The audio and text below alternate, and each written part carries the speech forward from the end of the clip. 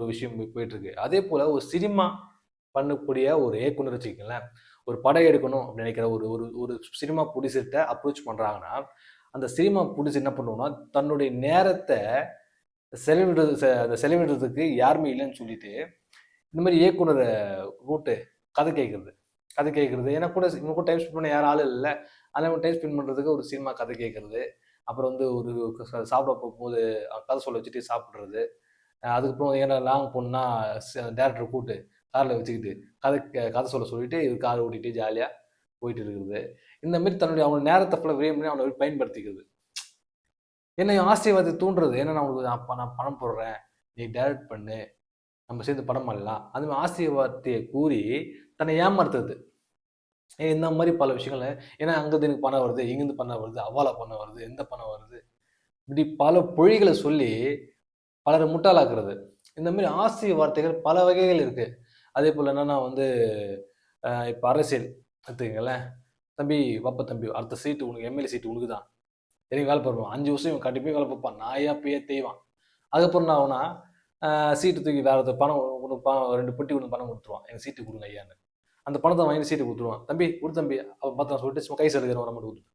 ஆசை வார்த்தைய தூண்டி அந்த 5 வருஷத்துக்கு அவன் பயன்படுத்தி இவனுக்கு தெரியும் இவன் வந்து முன்னாடியே பிளான் பண்ணிடுவான். என்னன்னு சீட்டு இவனுக்கு குடுக்கக்கூடாது. இவன் அடிமையா பயன்படுத்தணும். அப்ப எப்படி வேலை பார்ப்பான்? ஆசை வார்த்தைய தூண்டுறது. இந்த மாதிரி பல வகையான பல துறையில இந்த ஆசை வார்த்தை தூண்டி தன்னை பயன்படுத்தி இந்த பணத்தை ஏமாத்துறது, தன்னுடைய உடல் உழைப்பை ஏமாத்துறது, தன்னுடைய மூளைய ஏமாத்தி உருவுறது.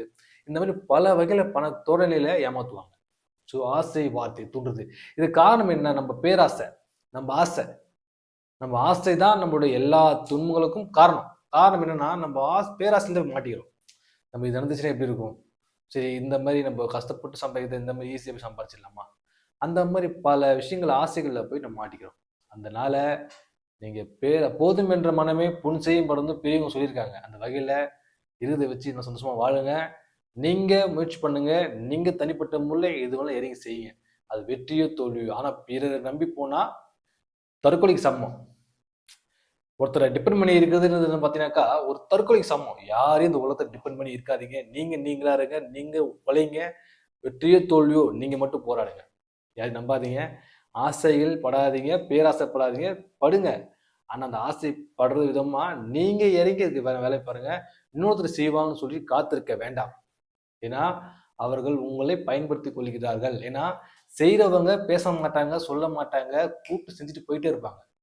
அவங்க செய்யறதுக்கு இந்த இந்த டைம் தான் அவங்க செஞ்சுட்டு போயிடுவாங்க. செய்றேன்னா அவன் ஏமாத்துறான்னு அர்த்தம்.